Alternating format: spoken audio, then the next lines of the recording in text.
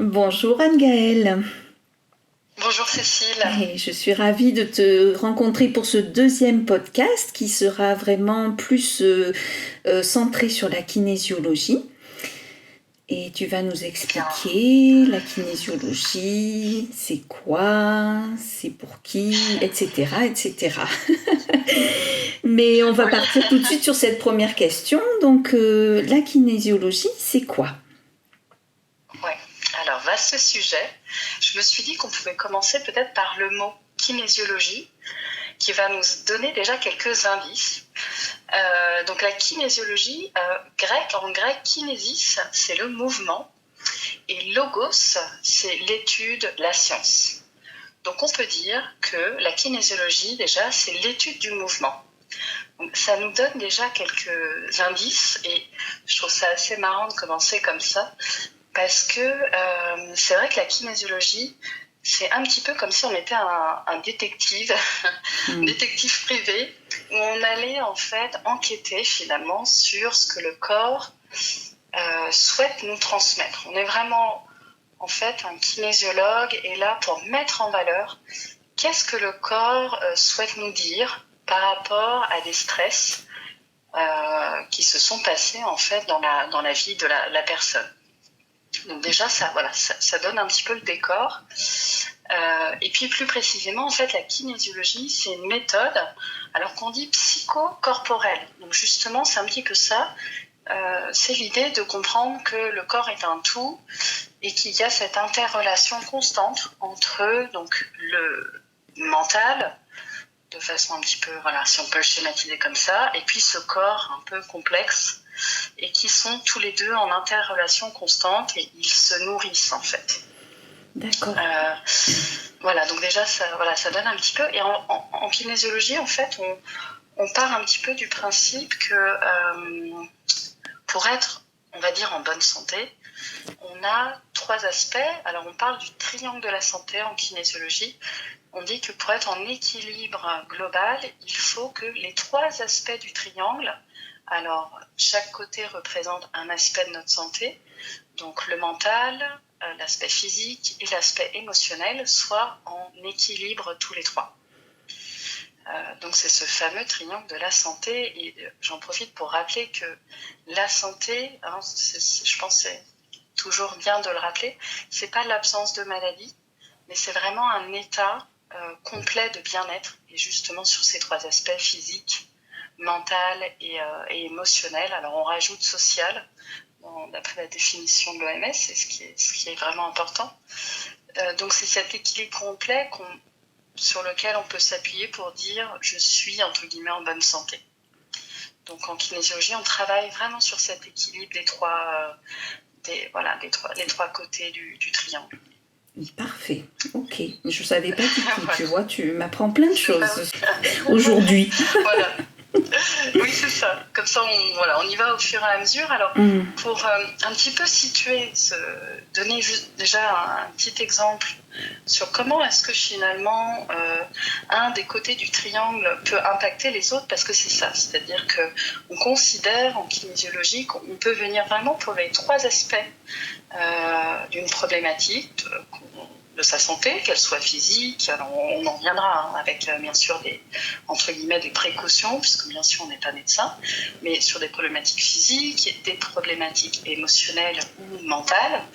Et pour comprendre qu'elles sont interreliées, voilà, très simplement, par exemple, quelqu'un qui peut venir avec une problématique, elle aurait par exemple un manque de confiance en soi ou des peurs, par exemple, on peut bien imaginer que quand on a un manque de confiance en soi, ça peut entraîner des difficultés justement sur ses capacités physiques. Alors pour un sportif, par exemple, s'il a des peurs, ses performances physiques vont être altérées. Ou par exemple, j'avais une personne qui était venue, parce qu'elle faisait beaucoup de théâtre et de chant, et c'est vrai qu'elle avait une difficulté sur la confiance en elle, et ça impactait sa voix et son timbre de voix. Donc on travaillait sur la confiance en soi pour venir rétablir en fait la parole et la voix qu'elle souhaitait garder. C'est très varié, très varié. Voilà, c'est très très varié. On peut vraiment venir travailler sur aussi, par exemple, sur des problématiques, tout ce qui est créativité quand on est entrepreneur ou quand on est artiste aussi. Parfois, on peut manquer de créativité. Et bien sûr, la créativité, quand on n'a pas ses pleines capacités, on peut avoir des problématiques émotionnelles, c'est-à-dire on peut ressentir de la frustration, de la tristesse. Voilà, ce sont des petits exemples pour montrer que finalement, quand quelqu'un vient pour une problématique donnée, on a plusieurs portes qui nous est accessibles. C'est-à-dire qu'on peut rentrer par la porte émotionnelle et elle nous fera peut-être ouvrir la porte physique ou la porte du mental. Voilà, c'est parce que tout est interrelié en fait. D'accord, parfait. Ça nous montre un petit peu ce triangle de la santé que l'on a en tête toujours quand on est en kinésiologie. Et en fait, la kinésiologie vient souvent en complémentarité. Alors bien sûr, la médecine conventionnelle, quand on a eu des problématiques comme des maladies ou des douleurs particulières, on s'assure toujours que la personne elle a d'abord été voir des médecins en médecine conventionnelle, puisque nous, on ne peut pas diagnostiquer, bien sûr, et ni traiter. Et puis, souvent, on est en lien aussi avec des ostéopathes qui, malgré leurs efforts sur certaines techniques, voient toujours leurs patients revenir avec la même douleur, la même problématique. Voilà, donc ça, c'est pour montrer aussi qu'on peut travailler en complémentarité, puisque comme on peut travailler sur un aspect physique, en kinésiologie, on comprend toujours que quand il y a un déséquilibre, qu'il soit donc physique, émotionnel, mental, il est pour nous associé à un stress qui s'est passé à un moment donné. Donc nous, ce qu'on va aller chercher en tant qu'enquêteur, quelque part, c'est quel est le stress qui est venu déséquilibrer ce triangle. Très bien. Voilà, c'est un peu... Oui. Et donc, on a un outil pour ça, parce que c'est vrai que c'est très particulier, les séances de kinésiologie. Alors, on a un outil qui nous aide énormément, qui s'appelle le test musculaire, avec qui, en fait, on travaille pendant toute la séance. Après avoir, bien sûr, discuté avec la personne, on va tester, en fait, des muscles. Alors, bon, souvent, on utilise d'abord le muscle du bras dans un premier temps, parce qu'on ne va pas... Mais en soi, on peut utiliser tout type de muscles sur le corps. Mais on part du principe que quand une personne vient avec une problématique, donc une problématique pour nous égale stress, comme j'expliquais, c'est très très varié les problématiques, il y a derrière ce stress en fait un signal qui est envoyé, c'est-à-dire que la personne parle et elle va émettre à l'intérieur de son corps un stress qui va affaiblir le tonus de son muscle, de ses muscles. Donc nous, on va utiliser un des muscles et ça va être notre porte d'entrée. C'est-à-dire qu'à chaque fois que la personne va parler, parce qu'au début, on commence avec la parole, le conscient de la personne, ce qu'elle sait nous exprimer par rapport à sa problématique, nous, ce qu'on va faire valider quelque part, c'est est-ce que le corps, donc le corps pour nous, c'est l'inconscient, est-ce que le corps, lui, ressent le stress quand la personne nous parle de sa problématique. Donc en général, oui, parce que c'est partie consciente, c'est un peu... Et oui, c'est lié, c'est lié.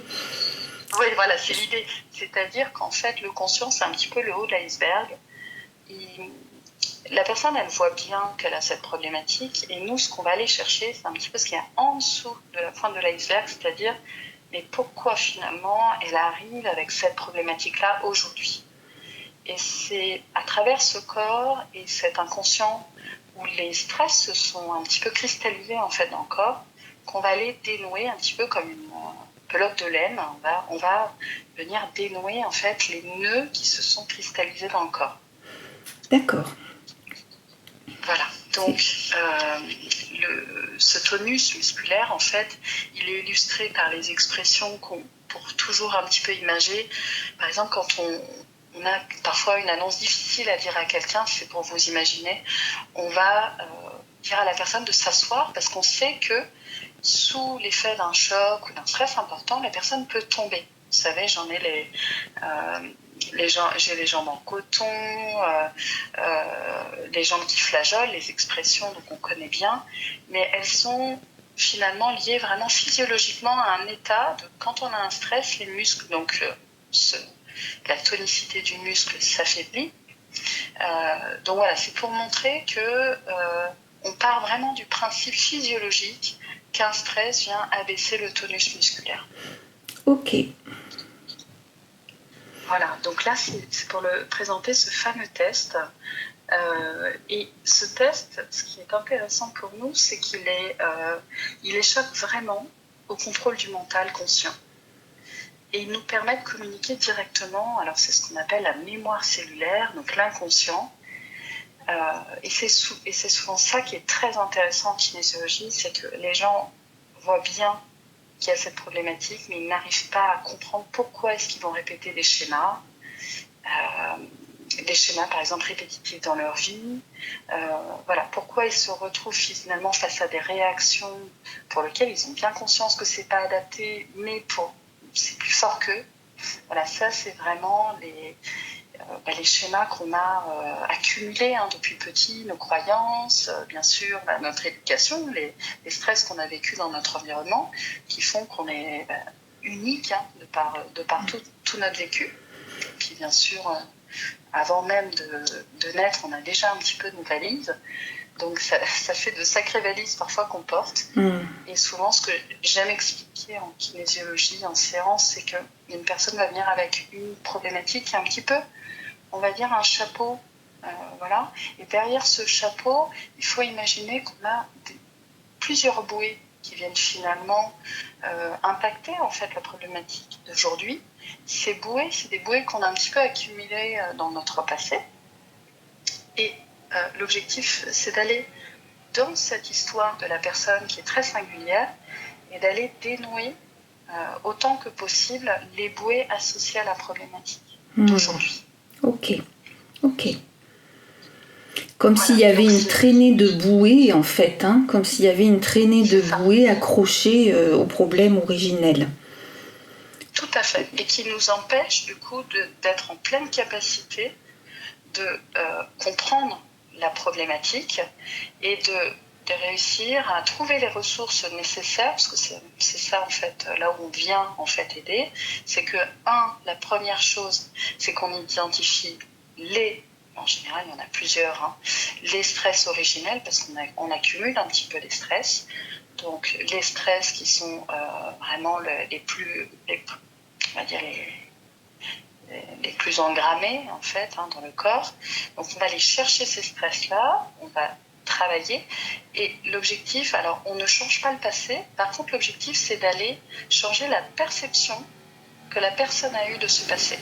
Et elle va réussir du coup à s'en détacher et à trouver les ressources, puisqu'on a tous des ressources en nous. Ça fait aussi partie de la séance, d'aller chercher les ressources en nous pour qu'aujourd'hui, la problématique ne soit plus une problématique, mais qu'on trouve des solutions pour pouvoir continuer à avancer et être en capacité de choisir, en fait, de retrouver son potentiel, son plein potentiel. Très bien, parfait. Tu as d'autres choses à ajouter sur la kinésiologie ? Alors peut-être par rapport un petit peu à son histoire, parce que c'est vrai que c'est assez récent, c'est pas encore, ça commence à être connu, mais ça reste quand même une pratique qui n'est pas forcément bien comprise, et puis voilà, encore de tous. Donc pour situer, la kinésiologie en fait a été créée aux États-Unis dans les années 60. Donc c'est assez récent, par un chiropracteur et un ostéopathe. Alors, je ne vais pas vous faire tout le schéma, mais l'idée, en fait, ils se sont rendus compte dans les années 60 que quand ils testaient un muscle, en fait, ils pouvaient l'associer à la médecine chinoise, c'est-à-dire que derrière un muscle s'associe un méridien, et derrière un méridien, on a un organe qui, lui, a une palette d'émotions. Donc, en fait, la kinésiologie, la base vraiment de la kinésiologie derrière ce test musculaire, c'est la médecine traditionnelle chinoise, qui est vraiment le socle fondamental. et s'y est ajouté les neurosciences. Donc ça fait une belle palette de connaissances traditionnelles chinoises qui je trouve est assez merveilleuse et très complète, nous permet vraiment de comprendre les stress associés aux émotions et comment le corps est impacté, les organes sont impactés par rapport aux émotions. Et puis s'y est associé les neurosciences, donc toute la compréhension de comment le mental en fait réagit aux différents stress et comment est-ce qu'on peut venir travailler dessus. Donc en France, elle est arrivée dans les années 80. Et voilà, c'est vraiment... c'est récent. Très récent, entre guillemets. Ouais, c'est très récent. Très récent. Donc ça gagne à être connu et on voit que de plus en plus de personnes, alors souvent, c'est vrai que les personnes arrivent quand même avec la coupe pleine parce qu'elles ont tenté tout ce qu'elles pouvaient. On est souvent là, on ne va pas dire la dernière chance parce qu'il n'y a jamais de dernière chance, mais c'est vrai qu'on sent que les gens arrivent à bout de souffle quand ils arrivent en séance. Là où je pense qu'au fur et à mesure, on verra des personnes arriver plus pour justement rééquilibrer avant d'arriver peut-être sur entre guillemets, un mal-être plus important. Oui, presque plus en prévention qu'en urgence. C'est ça. Et c'est un petit peu comme l'ostéopathie qui est finalement, récente, mais moins récente. Mais au début, moi je me souviens, c'est vrai que l'ostéopathie, il y a 10 ans, 15 ans, on allait plutôt, par exemple, voir les kinés. Et puis l'ostéopathie, c'était vraiment quand on avait des fortes douleurs ou qu'on était bloqué. Et bien maintenant, ça me fait penser un petit peu à ça, c'est-à-dire que maintenant, on peut venir en prévention. Quand on sent que le déséquilibre commence sur la structure, hop, on va voir un ostéopathe. C'est un petit peu pareil en termes de stress et d'émotion. Quand on sent que le stress est un peu trop impactant et vient déséquilibrer en fait notre équilibre global, eh bien on peut venir voir un kinésiologue et rétablir un peu cet équilibre global intérieur. Ok. Alors moi, de mon point de vue, je me dis, alors c'est vrai que on se dit où est la prévention. Enfin, quand j'ai un stress, jusqu'où va la prévention? Bon, est-ce que j'attends 2-3 mois, voir si ça reste ou si ça recommence? Ou alors, enfin voilà. Chacun, je pense. Voilà, chacun ressent en fait à un moment où il est temps d'y aller, et il est temps de venir. Oui, voilà, c'est ça. C'est vrai qu'on est chacun très très différent face aux capacités d'absorption entre guillemets du stress et de gestion, parce qu'en fait l'objectif de la kinésiologie n'est surtout pas de créer une dépendance, mais à un moment donné d'apporter la clé, l'outil pour passer ce cap et continuer d'avancer dans sa vie. Et c'est vrai qu'en fonction de notre histoire, on a plus ou moins la capacité parfois à passer des étapes de vie en fait, ou des étapes un petit peu plus difficiles. On aurait eu des années ou des moments où la vie a été un peu turbulente. Voilà, c'est un petit peu... C'est vrai que c'est très propre à chacun. Oui, c'est vrai que quand on pense turbulence, là, on se dit, là, il est temps d'y aller, effectivement. C'est un joli mot, c'est un joli mot pour illustrer le fait que là, il est temps d'y aller, quoi. Il est temps de venir. Merci. Disons que le corps a cette capacité quand même, entre guillemets, ce que je peux dire d'auto-guérison, dans le sens où, c'est un mot qui est un peu fort, mais d'auto-régulation. Il est toujours un petit peu comme un bateau sur une mer houleuse. Il va toujours réussir à retrouver une certaine stabilité. Ce qu'il faut comprendre, c'est que parfois, en effet, quand on sent que là, on n'y arrive plus parce que soit on cumule des stress qui sont trop variés, c'est-à-dire qu'on a déjà tous nos sens au quotidien qui parfois sont surexposés au stress. L'ouïe, bien sûr, les yeux sont très sensibles au stress, et puis tout l'afflux d'informations qui est trop important par rapport à la capacité du cerveau. On le voit de plus en plus, les informations vont de plus en plus vite et créent quand même beaucoup de stress, et ça en entreprise, les gens s'en rendent bien compte. ça va trop vite. Donc on arrive après le soir dans sa famille ou chez soi épuisé, et puis il faut absorber la deuxième journée familiale qui arrive. Donc parfois c'est surtout le fait d'accumuler des stress qui sont très variés, où le corps en fait n'y arrive plus, parce qu'en fait il va s'épuiser. Alors c'est un des articles qui peut-être certains auront lu sur les glandes surrénales, c'est-à-dire qu'au bout d'un moment le corps n'y arrive plus, et quand il n'y arrive plus, on va vraiment avoir des symptômes très particuliers qui font qu'il y a réellement un épuisement qui va aller jusqu'à l'épuisement physique. Oui, et effectivement, là aussi, c'est un signal comme quoi l'épuisement est vraiment un signal comme quoi il faut faire quelque chose, quoi. C'est ça, ouais. Ok. Oui, parce que tout à l'heure, on l'abordait plutôt côté émotionnel, hein, je dirais. Des stress qui s'accumulent. Quand je parle de turbulence, moi, je pense émotionnel. Hein. Mais oui, effectivement, côté physique, là vraiment quand il y a un épuisement, quand il y a des symptômes qui sont récurrents, chroniques et vraiment gênants, je pense que c'est des signaux pour nous dire il est temps d'y aller. Oui, tout à fait. En fait, le mental alors c'est toujours cette interrelation corps-esprit qui nous permet, plus on est à l'écoute de ce corps et plus on se rend compte aussi de la capacité du corps à absorber ou non ce que l'on vit. Donc, c'est-à-dire qu'on peut vivre des émotions très compliquées et ne pas se rendre compte, et on est beaucoup dans ce schéma-là, parce que je pense on fait partie des générations quelque part où quand on était petit, on disait non, ne pleure pas, mais non, ne fais pas trop de bruit, ou mais non, tu n'as pas mal. En fait, on a coupé les émotions.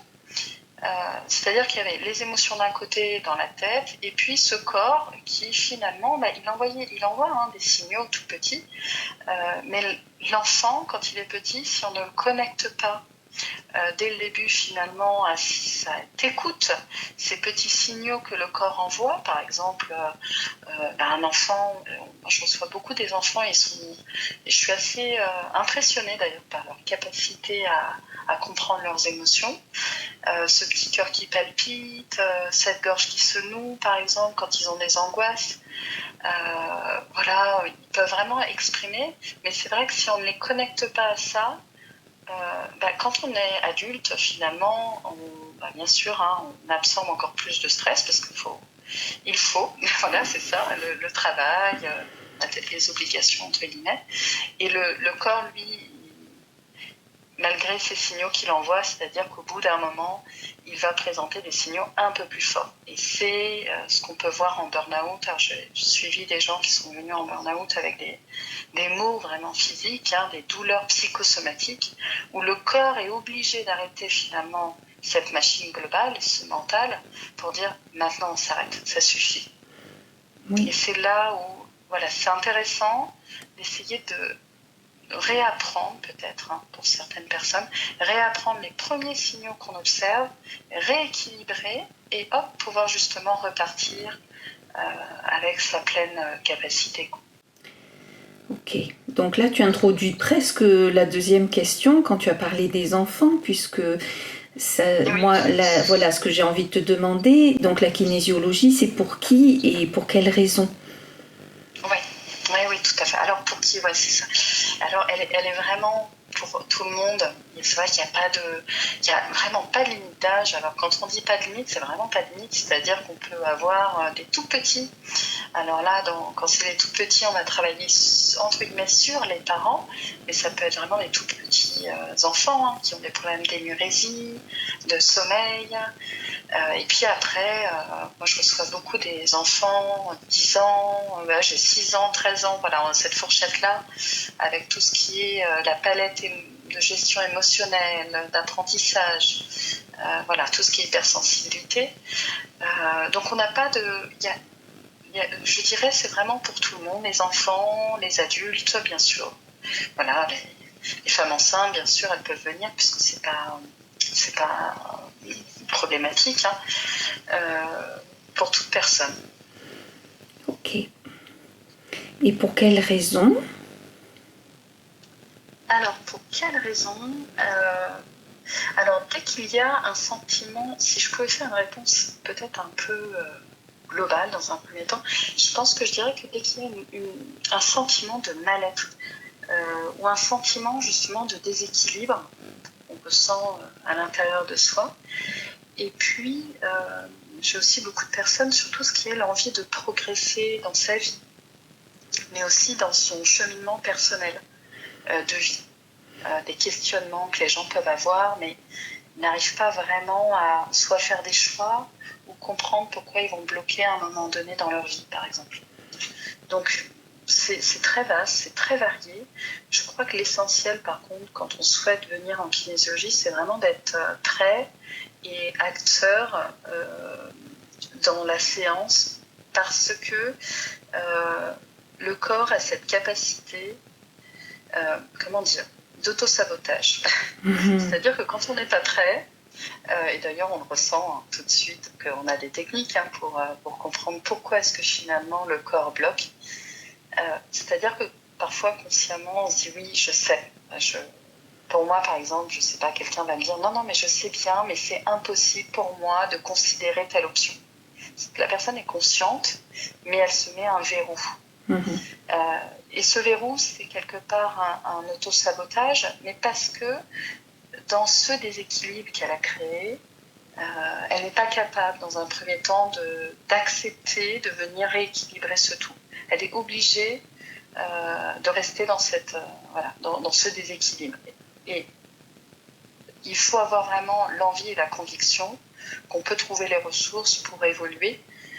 Donc c'est pour ça que par exemple une séance de kinésiologie entre guillemets ça ne s'offre pas parce que c'est pour soi, on vient vraiment pour soi, en étant conscient qu'on est capable. Alors on ne sait pas comment, mais en tout cas on a envie d'y aller. Voilà.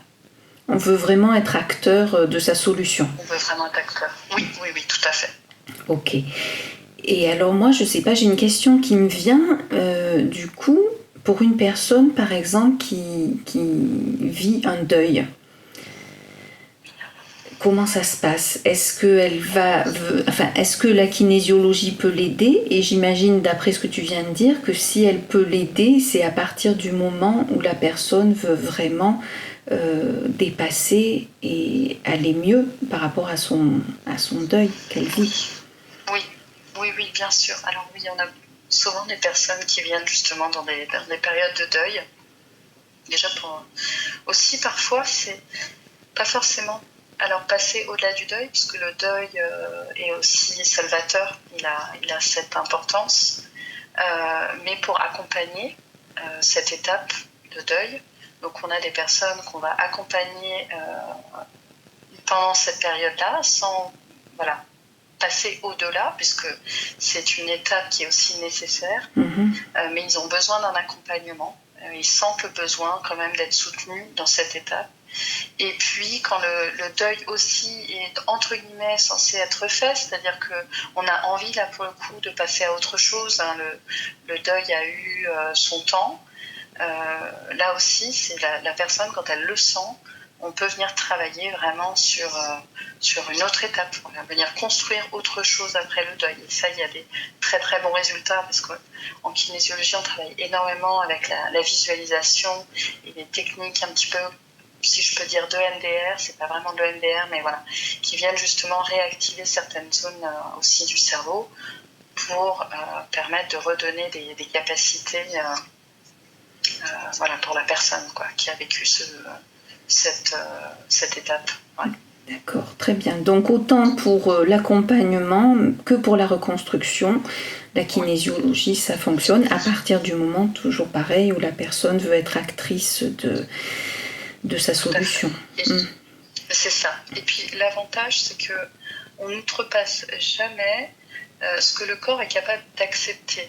Comme on a ce test musculaire qui est un petit peu notre garde-fou.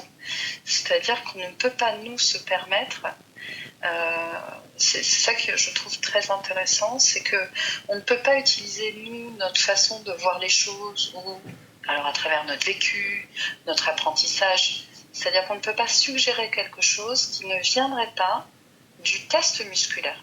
C'est le test musculaire qui nous guide constamment. Donc, nous, on travaille avec des planches, des mots, par exemple, pour aller chercher des informations. Et on avance toujours avec la validation que le test musculaire est d'accord. Donc, c'est-à-dire que le corps de la personne, son inconscient, est capable d'accepter cette ouverture, qu'il soit vraiment disposé à avancer. Donc, chaque séance, et on s'en rend compte, c'est vraiment très intéressant. Une personne va venir avec une problématique. La première séance, on va ouvrir par exemple 2 thématiques. Et on sent que le corps, déjà, là, il faut qu'il travaille là-dessus. Et on ne pourra pas se dire « moi, j'aurais bien aimé lui parler de telle chose, ou peut-être lui faire avancer sur telle chose. » Non, on ne peut pas, en fait, utiliser, nous, notre expérience par rapport à ce que la personne vit. On a ce garde-fou que je trouve très intéressant en kinésiologie. Oui, voilà. C'est une belle qualité parce que ça empêche vraiment les projections qu'on a forcément tendance à faire dans toute situation et dans tout comportement. Ben oui. Oui, voilà, de façon un petit peu plus personnelle, quand on échange avec quelqu'un qui a une problématique, on va utiliser notre expérience pour dire peut-être que je pourrais te suggérer Bien sûr. De faire telle ou telle chose. C'est vrai qu'en kinésiologie, on a un petit peu vraiment cette parole, qui est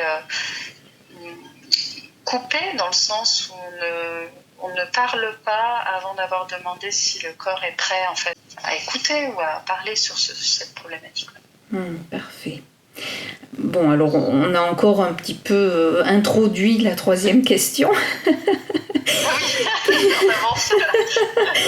Qui est, as-tu des exemples de problématiques pour lesquelles les personnes viennent te consulter ? Oui, alors... oui, bien sûr. Alors, par exemple, j'ai des personnes actuellement qui viennent... Alors, j'ai eu plusieurs personnes qui sont venues parce qu'elles ont vécu des burn-out. Elles ont été suivies par des psys, par ailleurs, pour justement gérer toute cette partie difficile qui les a amenées, en fait, au burn-out et pourquoi, finalement, elles en sont venues là. Et ce qui est intéressant, c'est que moi, je les reçois... En tout cas, ces personnes sont venues après avoir fait ce travail avec un psy. Donc, souvent, elles viennent plusieurs mois après le burn-out. Et on vient travailler sur... souvent, ce qu'elles me disent, c'est que, elles sentent qu'en effet, elles ont été un petit peu... Elles ou ils, d'ailleurs, j'ai des hommes aussi, déconstruits, un petit peu cassés. Il y a toujours cette cassure intérieure qui s'est passée après ces burn-out. Et associé à ça, j'ai toujours, en fait, ces personnes qui ont des douleurs psychosomatiques qui restent, qui sont résiduelles. Alors, soit ça va être des douleurs au niveau du dos, les épaules souvent sont impactées, le cou également, et puis le ventre. Les maux de ventre, ça c'est souvent très, très en lien aussi avec la psychosomatique. Donc, ça c'est une des, entre guillemets, problématiques sur lesquelles on travaille, c'est-à-dire qu'on vient aller travailler encore plus en profondeur par rapport à ce burn-out qui s'est passé. Finalement, déjà, comprendre pourquoi est-ce qu'on en est arrivé là, comment est-ce que finalement le mental a amené ce corps à aller jusqu'à le faire arrêter, parce que le corps a fini par arrêter cette machine. Donc pourquoi est-ce que finalement la personne est allée jusqu'à ça, faire mal au corps, hein. Donc il y a ce travail-là déjà de venir libérer les stress qui ont amené à aller jusqu'ici. Et quand on vient travailler en fait sur ces stress et pourquoi finalement on en est arrivé là, alors parce que souvent personne me disait mais j'avais pas le choix en fait, hein. Et c'est souvent ça, c'est cette incapacité à dire si j'ai le choix. Mais là, dans la situation, les personnes se disaient non, donc je vais aller jusque dans le mur et puis quand le mur m'aura arrêté, finalement voilà. j'arriverai à... J'aurai le droit. J'aurai le droit J'aurai le d'avoir droit. le choix. Et voilà, c'est ça. Mais c'est vrai qu'il faut travailler sur finalement cet avant, le pourquoi je ne me suis pas donné le droit. Et je suis arrivée jusque-là. Et c'est en travaillant là-dessus, mais donc c'est l'inconscient, parce que là, toute la partie consciente a été déjà travaillée, et la personne en général vient quand même avec une bonne connaissance d'elle. Mais finalement, il y a toujours ces douleurs résiduelles et puis cette cassure à l'intérieur. Donc on vient travailler sur cette histoire, en fait, qui a amené la personne à arriver jusqu'ici. Et en travaillant sur ces stress qui se sont engrammés dans le corps, on vient en fait libérer, alors c'est vraiment aussi de très jolies séances, parce qu'on vient libérer les douleurs résiduelles. Donc les personnes repartent avec déjà un stress qui est enlevé, et souvent ça leur donne des clés pour avancer. Et puis ces douleurs qui se sont atténuées, voire ne sont plus présentes. Donc ça c'est une des raisons. Alors, j'ai beaucoup de personnes dans ces cas-là. Et j'ai des personnes aussi qui viennent pour plutôt pour des aspects professionnels, des envies de changer de voie, mais elles ne savent pas exactement comment s'y prendre. Alors c'est pas s'y prendre, parce que moi je suis pas une coach professionnelle, mais c'est-à-dire que d'avance elles ne voient pas les possibilités ou les ressources qu'elles ont en elles. Là on travaille là-dessus. Et puis aussi j'ai vraiment des personnes qui ont créé par exemple leur entreprise, mais qui se voient avec des stress qui arrivent, qui émergent, qu'elles avaient en elles, mais qui deviennent prédominantes par rapport à cette création d'entreprise. Alors, je parle de tout ce qui est, par exemple, le manque d'argent. Quand on crée son entreprise, c'est quelque chose qui revient beaucoup. Il faut de la patience et accepter. Et ça, en général, il y a quand même une histoire en travers ça. Tout ce qui est incertitude, la peur aussi de ne pas être à niveau. Alors, qu'est-ce qu'être à niveau ? Donc, on vient retravailler aussi sur toutes ces croyances et ces schémas, entre guillemets, limitants, qui peuvent nous empêcher justement d'avancer et d'être persistants dans nos projets. Donc il y a ça, puis il y a toutes les parties aussi, tout ce qui est relationnel, des personnes qui ont un manque de confiance en eux, une difficulté à être dans des relations entre guillemets saines. Et aussi j'ai des personnes qui viennent dans leur vie, vont toujours répéter des schémas, toujours retrouver le même type de personnalité, face à eux, un patron ou même un compagnon, avec toujours ce même type de personnalité qui va se retrouver face à eux, comme si ça les attirait. Et parfois on se rend compte que ce qui est très intéressant, c'est que quand on regarde dans sa famille, c'est-à-dire que parfois on répète les schémas, le schéma de sa maman ou de son papa, et puis même le schéma de ses arrière-grands-parents, grands-parents, arrière-grands-parents. Et quand on voit les lignées où ça se répète, c'est que il y a quelque chose quand même qu'on transporte, comme un peu cette valise qu'on se lègue. Il est intéressant de venir travailler là-dessus également.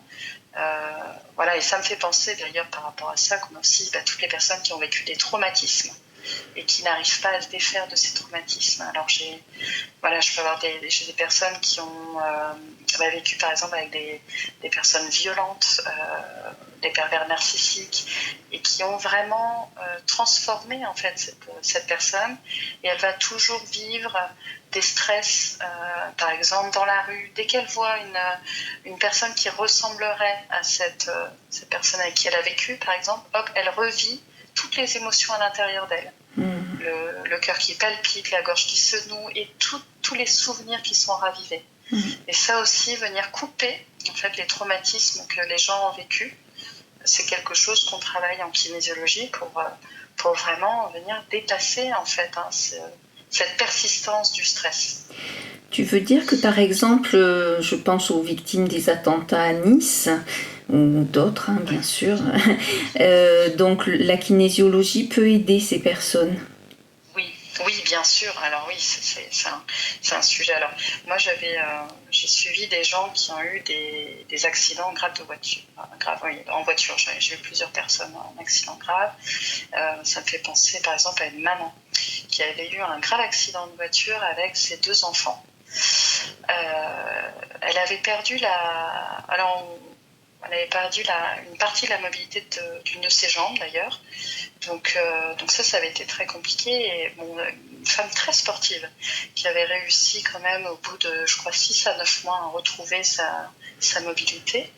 Mais elle avait toujours en fait des douleurs mémoire par rapport à cette jambe. Et en fait, elle était venue me voir parce qu'à chaque fois qu'elle voyait la même voiture donc, qu'il avait percutée, donc je ne sais plus, je crois que c'était une voiture quand même rouge, ça fait très très coloré, à chaque fois qu'elle revoyait une voiture de la même couleur, du même gabarit dans la rue, c'est pour dire à quel point la vue ou l'ouïe, c'est-à-dire les sens sont quand même très très sensibles, donc dès que elle revoyait la voiture, le même gabarit, la même couleur, elle réactivait son souvenir et elle réactivait la douleur qu'elle avait eue dans la jambe pendant des mois. Et bon, il y avait aussi d'autres problématiques, c'est-à-dire qu'à chaque fois malheureusement en plus c'était le trajet pour aller à l'école, donc à chaque fois qu'elle allait faire ce trajet en voiture, parce qu'il fallait le refaire, pour emmener ses enfants, toute la famille était impactée. Donc il faut dire que c'était quand même très pesant dans la famille. Et ça va créer beaucoup d'anxiété autour des enfants parce qu'ils avaient eu peur de perdre leur maman, parce que pendant des mois, elle avait été à l'hôpital. Et il y avait vraiment cette anxiété dans la famille qui s'était vraiment développée. Et la vie tournait autour de ça, alors que voilà, la personne allait mieux, elle avait retrouvé ses jambes, mais en fait, psychologiquement, tout le monde était très atteint. Donc, on a vraiment travaillé en séance sur ce traumatisme, puisqu'en kinésiologie, en fait, justement, ce qui est important de comprendre, c'est que les traumatismes sont associés à des sens. Si on vient travailler la dissociation des sens et du stress, on coupe et on arrive à dissiper la perception du souvenir. Oui, comme en PNL, voilà, quand on fait des états dissociatifs. Voilà. C'est ça. Okay. Donc c'est venir vraiment dissocier le stress avec l'état traumatique qui s'est absorbé dans le corps. Mais ça, on le ressent très très bien. Je ne sais pas si... Moi, j'ai souvent un petit souvenir, par exemple, qui vient comme ça. Si, par exemple, je passe devant un restaurant, par exemple, et je sens une odeur d'un plat de famille, où c'est parfait. Par exemple, je sais que parfois, je passe dans la rue et hop, il y a un parfum qui va me rappeler, par exemple, le parfum de ma grand-mère. C'est incroyable, ça j'aime beaucoup souvent le rappeler parce que je crois qu'on le vit sans bien se rendre compte. C'est-à-dire qu'un tout petit souvenir, juste une odeur, nous replonge totalement dans un souvenir de notre enfance, alors qui est parfois heureusement très agréable, on a plein de souvenirs très agréables. Et je trouve ça toujours très joli, c'est-à-dire que juste une odeur, c'est quand même assez incroyable. Une odeur, par exemple, peut vraiment, ou parfois juste d'entendre un souvenir comme un... Moi, j'avais ma grand-mère justement vivait dans le sud, parce qu'avant je ne vivais pas dans le sud. Et il y avait des bruits très particuliers, bien sûr, tous les bruits du sud qu'on entend. Donc moi, dès que j'entendais des bruits qui me rappelaient le sud, hop, je me replongeais dans mon enfance, mais instantanément avec tout ce qui va avec, c'est-à-dire les émotions. J'arrivais à percevoir des souvenirs vraiment très spécifiques en famille.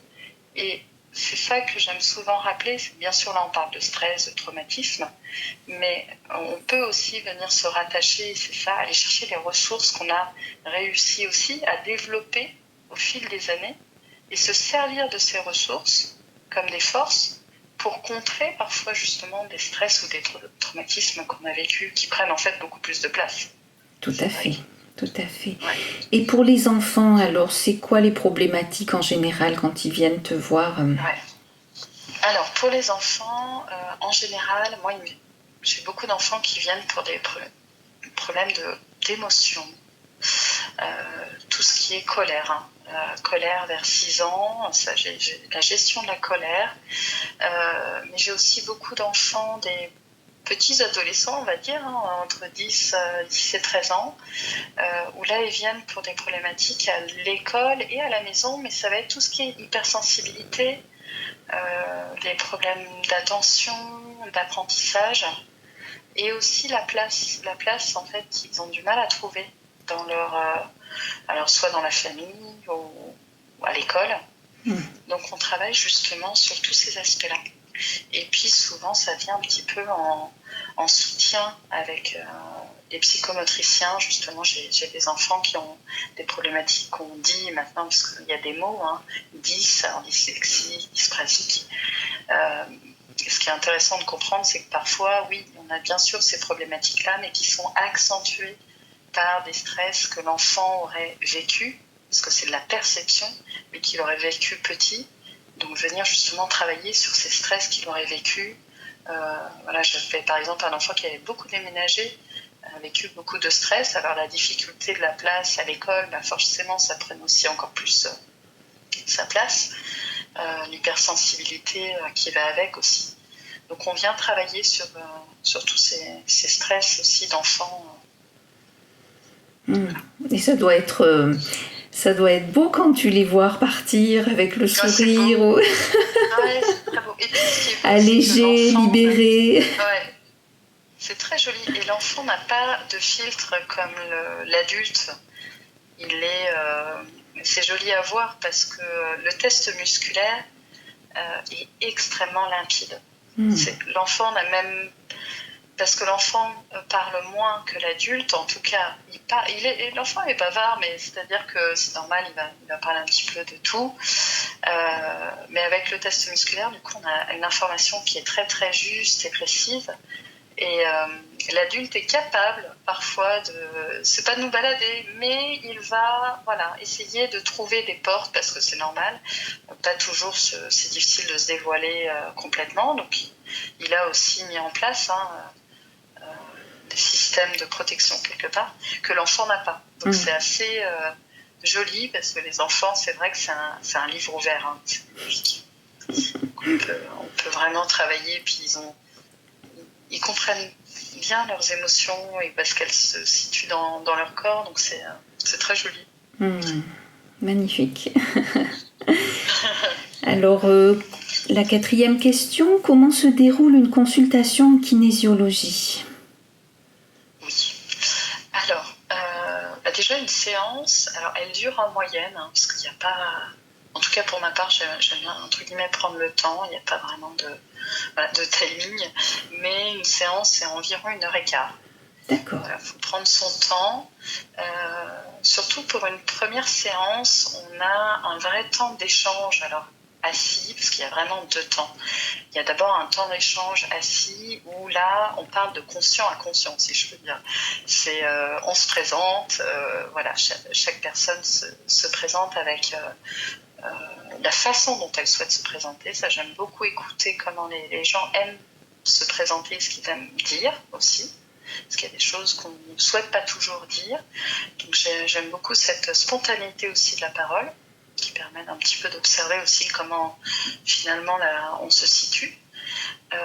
Et puis après cet échange, cette discussion, alors souvent les personnes arrivent avec plusieurs problématiques. Hein. On n'arrive pas juste avec une demande. Mais en général, c'est sûr qu'il y a plusieurs choses quand même qui s'accumulent et qui sont pas, qu'on aimerait régler ou voir s'améliorer. Donc déjà, il faut regarder un petit peu la palette de thématiques qu'il y a à aborder. Et puis ensuite, j'invite la personne à s'allonger, donc c'est sur une table massage, la personne s'allonge habillée.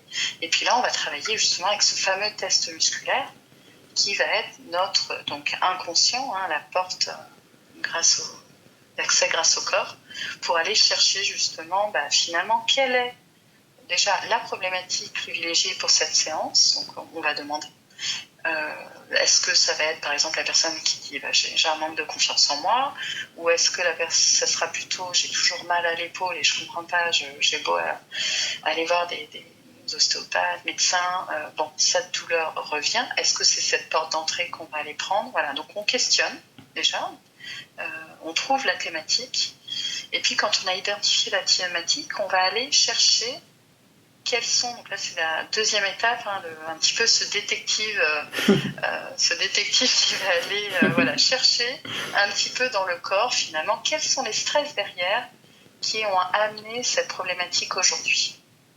Donc là, c'est de l'investigation, clairement. Donc on a des outils pour ça et on va les questionner à travers le corps par des protocoles. On a pas mal de planches aussi, différentes planches qu'on va aller utiliser, des outils. Et puis on va voir si ça réagit et si le corps nous dit « Ah oui, là c'est un stress pour moi », on peut utiliser ce protocole ou voilà, cette planche de travail, parce qu'on a beaucoup de planches de travail. Donc c'est nos portes d'entrée.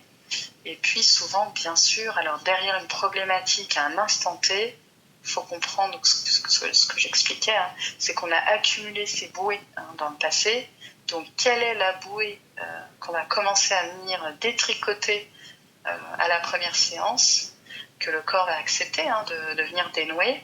Donc là, on va aller chercher. Et on va aller chercher des âges. Par exemple, la personne, finalement, va tomber sur 7 ans. Alors à 7 ans, on va aller préciser un petit peu, on va chercher des mots, des ambiances, et puis on va aller questionner la personne avec son conscient. Donc là, on va faire parler la personne, lui dire, est-ce qu'à 7 ans, par exemple, tu aurais eu telle problématique? Est-ce qu'on est tombé, en fait, sur ce sujet? Et la personne, en fait, souvent, elle fait le lien. Ça arrive que la personne ne fasse pas forcément le lien. Et dans ce cas-là, on a tendance à dire ce qui est dans l'inconscient doit rester dans l'inconscient. C'est-à-dire qu'on ne va pas aller sortir un petit peu nos poubelles. C'est que le conscient, il n'est pas prêt aujourd'hui. Ce qui est intéressant, c'est que parfois, 15 jours après, la personne me dit « Ah, je me souviens ». Oui, voilà, c'est ça. À 7 ans. Et ça, c'est intéressant parce que voilà, il a fallu aussi le temps de travail. Et puis parfois, non, le souvenir ne remonte pas spécialement. On n'a pas tous une, entre guillemets, bonne mémoire de son enfance. Mais ce qui est intéressant en kinésiologie, c'est que c'est pas ça le plus important. On ne privilégie pas le conscient. Ce qu'on veut privilégier, c'est qu'est-ce que le corps finalement a gardé en mémoire et comment justement venir libérer. Donc ça, c'est l'étape suivante. C'est-à-dire quand on a identifié les origines, parce qu'il y a souvent plusieurs origines, associées au stress, on va venir justement libérer la perception que le corps a gardée de ce stress. Et là, on va utiliser soit des protocoles en médecine traditionnelle chinoise, qui vont être des points d'acupressure qu'on va venir tapoter, masser. Soit ça peut être des protocoles plutôt en association avec les neurosciences, donc tout ce qui va être EMDR, visualisation, qu'on va venir activer pour libérer la perception de ce stress. Et toujours pareil, on demande au test musculaire vers quel type de protocole on doit aller pour tel stress. Oui, c'est très complexe. D'ailleurs, tu avais évoqué dans tes publications que la formation, elle dure 2 ans. Oui, tout à fait. Et il y a 700 heures, tu m'as dit, je crois. C'est ça. Oui, c'est une formation qui c'est un monde. La kinésiologie, c'est vraiment un monde et c'est passionnant. Donc, on a de très beaux outils à utiliser en séance pour pouvoir travailler de façon très spécifique en fonction des stress. Et puis, il faut vraiment comprendre que chaque personne est vraiment unique et chaque problématique est unique. C'est-à-dire qu'on peut toujours se dire, oui, la personne a eu, par exemple, tel problème. Ah, mais d'après les livres, parce qu'on a souvent cette association, par exemple, maladie-émotion. Bon, c'est intéressant, et on aime bien les lire, mais on ne calque pas d'une personne à une autre une situation avec une problématique. Oui. Parce que vraiment, l'histoire de chacun, la singularité, fait qu'on a autant de problématiques que derrière de possibilités. Oui, il n'y a pas de généralisation, en fait. Non. On a des grandes lignes. Oui. C'est-à-dire que, par exemple, les problématiques de peau, j'en parlais, on a bien sûr des grandes lignes, c'est-à-dire qu'on sait qu'en médecine traditionnelle chinoise, ça va être associé, par exemple, au poumon, et le poumon a une ambiance émotionnelle. Mais voilà, ça reste des ambiances. Oui. Et disons que ça ne sera pas notre guide. Voilà, c'est une information qu'on a en tête, qu'on peut toujours questionner à travers le test musculaire, mais ce ne sera pas, notre guide d'information, quoi. Alors, moi, me vient une question. Est-ce que ça veut dire qu'un kinésiologue doit être un bon enquêteur ou de toute façon, le corps va toujours le guider et, voilà, et lui donner les réponses? Parce que tu as beaucoup d'outils. Donc, qu'est-ce qui fait que tu vas prendre le bon outil? Oui, c'est ça. Alors, ce qui va faire qu'on prend le bon outil, c'est, oui, cette capacité à justement laisser son mental en tant que kinésiologue de côté. Parce que c'est un petit peu ça la grande difficulté. Quand on arrive en séance, il faut être conscient du fait qu'on n'est qu'un... On n'est qu'un... un instrument, un canal. On n'est qu'un instrument. Voilà, on est un canal. Et donc, ça demande quand même d'arriver en séance avec vraiment ce calme intérieur. Ne jamais supposer, parce que c'est vrai que c'est difficile, hein, on a toujours tendance à vouloir, par exemple, quelqu'un va nous parler et hop, on va vouloir noter, j'ai des idées, peut-être que ça peut être ça. Voilà, il faut laisser son mental de côté et être vraiment connecté avec la personne et connecté avec ce test musculaire, ne jamais le perdre de vue en fait, parce que c'est vraiment lui qui nous indique. Donc je dirais qu'avant tout, entre guillemets, pour être un bon kinésiologue, c'est surtout cette capacité à se déconnecter de son mental propre et suivre, oui, cet outil d'enquête qui est fondamental en fait en kinésiologie. Et puis bon, bien sûr, être capable d'utiliser les outils qu'on nous a enseignés. Ça aussi, bien sûr. Donc, oui. Ok, parfait. Tu vois, il y a vraiment des questions qui viennent. Pour toi, c'est évident.